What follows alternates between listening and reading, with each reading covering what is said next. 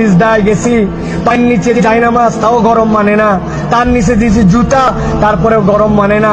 কপালে যাওয়ার পরে মনে হলো ফুসা পড়ে গেল।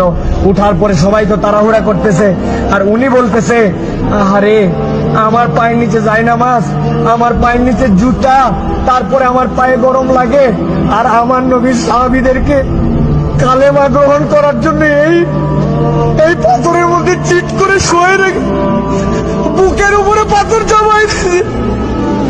আমার নবীর সাহাবীদেরকে পাগলা উটের পিঠে বেঁধে এই মক্কার অলিগলিতে টেনে হিচড়ে বেড়াইছে। এই জায়গাতে তাদের বুকের উপরে পাথর চাপায় আগুনের মধ্যে দিয়ে দিছে। তাদের রক্তের বিনিময়ে ইসলাম পাইছি। আজকে আমি 2 রাকাত নামাজে পায়ের গোড়ালি গরম হয়ে যাচ্ছে জন্য কষ্ট হয়, এসিটা একটু কম ঠান্ডা মারে জন্য কষ্ট হয়, আমার মাথার উপরে যদি একটুখানি সুন্দর ছাতা না থাকে কষ্ট হয়।